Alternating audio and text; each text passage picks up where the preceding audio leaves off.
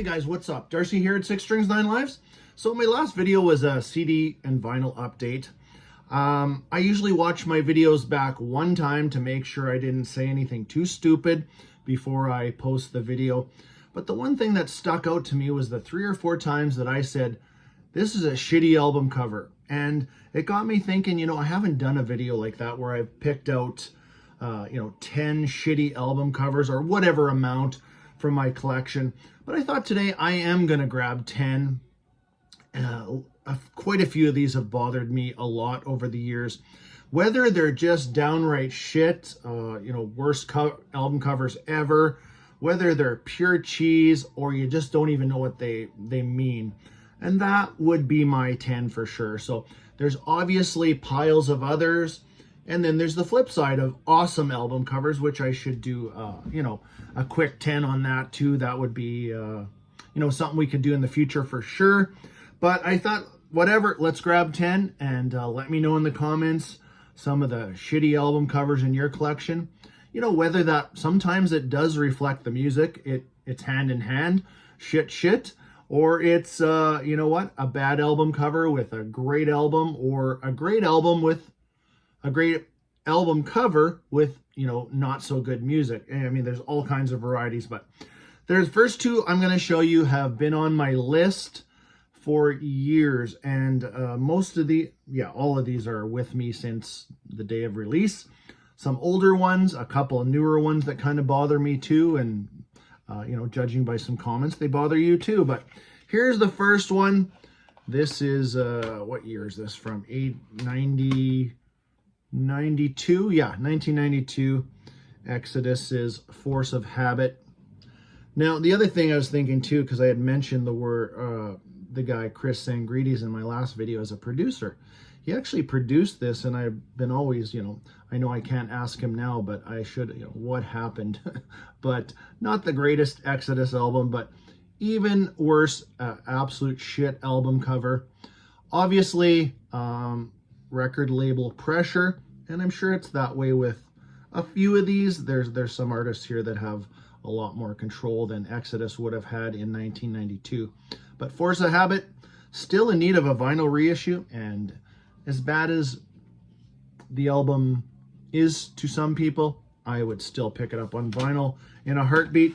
There's the first one, and this one's always bothered me because as a, my gateway band, Kiss, growing up, I always loved their logo, and this one just lacks everything.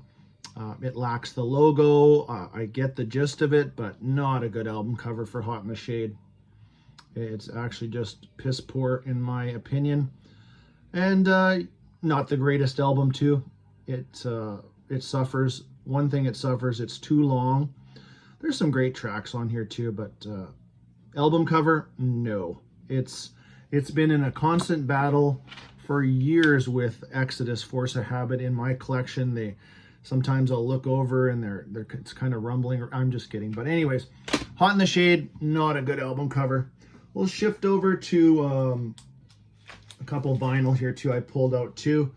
This is Anthrax Stomp 442. Absolutely ridiculous cover. And the one thing that always bothered me is the logo. It's just, not even there. I mean, Anthrax has such a great logo. Why isn't it prominent and right in the, the top of things? And the story behind this was actually supposed to be the cover for Bruce Dickinson, Balls to Picasso. But at the time, I don't know whether he didn't want to cough up the money, or his label, I think it was BMG or whatever, didn't want to cough up the money for to buy this from the artist. So Anthrax ended up with this big ball of shit, and not the greatest Anthrax album either. Again, got a handful of great tracks, but at this point, this was not a good follow-up to Sound of White Noise. And yeah, not a great album cover. Stomp 442, what year would that have been? 95 probably. Let's jump to something new. I'm a longtime Anvil fan. I live here in Canada. You know what? Yeah, Anvil's not for everybody. Whatever, doesn't matter. but they've had some shit album covers. The one thing that is a constant on every album cover, literally everyone, is an Anvil. But this 2 or 3 albums ago, this one, I just like, you know, the colors, everything. I guess the colors aren't that bad, but this is a ridiculous title and not a great album cover. This is Legal at Last. And not one of their stronger, newer albums either. An Anvil ranking is still in the works for me. That will be coming down the line, but this, you know what this pipe or whatever, you know, I'm not into all that shit, but to each his own, whatever. But even if you were into this, you'd probably still think this was a little ridiculous. But there's Anvil, Legal at Last. They turned it around on the next cover, I think, which Impact is Imminent or something, which is actually a title of an Exodus album too. But anyways, not the best from Anvil. Moving on, this one does pop up, but it's always bothered me as, what the fuck, you know, is this? This is Pink Bubbles Go Ape, Halloween, you know, Long Corridor, some lady getting ready to deep throat a fish. I don't know, whatever. And this album gets a little bit shit on too over the years too, but there are some good tracks on this thing too. But yeah, this one does pop up as worst album covers, shit album covers, whatever. Next up, I'm a longtime fan of the band Raven, and I know that a lot of people, if you're a fan, you probably hold up the Pack is Back with those ridiculous half football, half shit hockey, whatever uniforms they have breaking out of those lockers. But here's another one, and probably, if I remember on my Raven ranking, this might be one of my least favorite Raven albums where that music does reflect the cover. But this is Glow, some Merlin musician, you know, album title's not great either. Glow, sitting there with these things are spinning around. I don't know, some kind of force shit going on here, but not a great album cover from Raven. They've done much better here in the past couple albums, especially when they kind of went the cartoonish route with Metal City and All Hell's Breaking Loose. I really like that. So, and their new EP is pretty cool, that cover too. But this one, no, not good. Glow, from whatever year, I forget. That's 90s or probably, or maybe 01, 02, something like that. Let's do this one. This one, Saxon, Destiny. First off, they wiped out their full awesome logo and just went with this S sitting, you know, as some sort of artwork. And then they went with this more, you know, kind of like Anthrax did with Stomp 442. They just went with this plain, weird, basic, whatever font with the word Destiny. And, you know, it's just that one word title. And yes, not one of Saxon's most well-accepted albums. You could definitely feel what was happening. You know, Sign of the Times. What year was this thing? 88. Yeah, 88. It was almost like trying to be like a Def Leppard, you know, type of Hysteria type of album. This, you can call this Saxon's Def Leppard album, whatever you want to call it, but not a good album cover whatsoever on Destiny. Next, let's go with, this one does come up a lot too, but I would jump on this album if it got reissued on vinyl and CD, really, because this one is a tough one to even get on CD if you're lucky, and that is Metal Church, Hanging in the Balance. And I remember, because I was a Metal Church fan, and I bought this brand new when it came out. This is on Blackheart Records, through SPV Steamhammer, and I thought, what the hell, what kind of cover is this? But this is an underrated Metal Church album that probably gets passed over because of this album cover.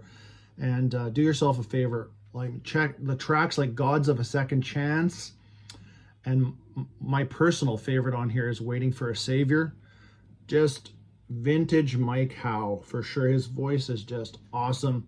Album cover, not so awesome, but if they do reissue it, don't change it. Just go with the flow, because it's got kind of cult legendary status. So just keep it the way it is. So there's another bad one from whatever year this was, because yeah, 93, and then yeah, Mike left after that, didn't come back till years later.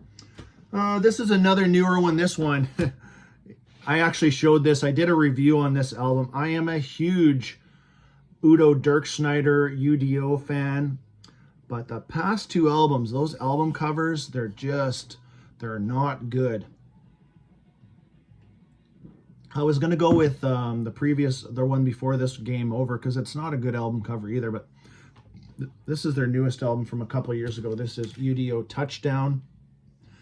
Now, for such a broad fan base, and I'm here in Canada and North America, they went with kind of a U.S. football team with I don't know who the hell's going to catch that. You'd need some special gloves, all spiked up like that too.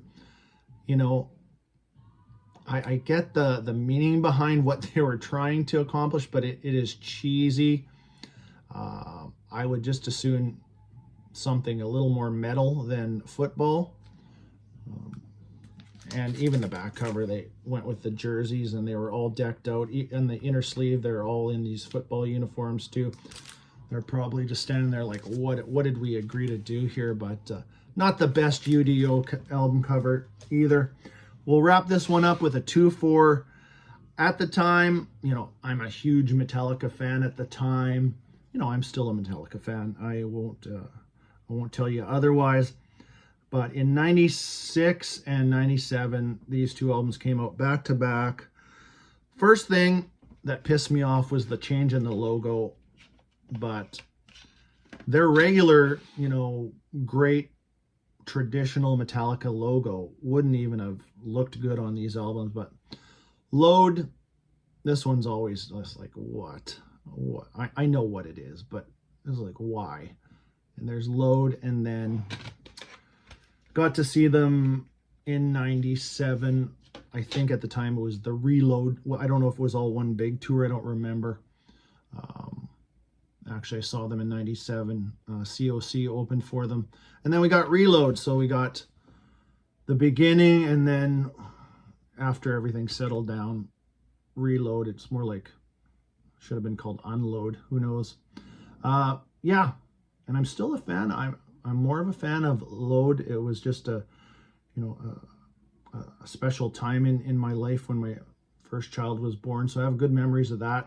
And then Reload just kind of, it has a couple of really good tracks on it, but it kind of felt like the leftovers. But album cover wise, no, these are shit. They're Load for sure. So yeah, let me know in the comments a few of your the shitty album covers in your collection. I'm sure there's a few. Hope you enjoyed that one. Until next time, stay heavy.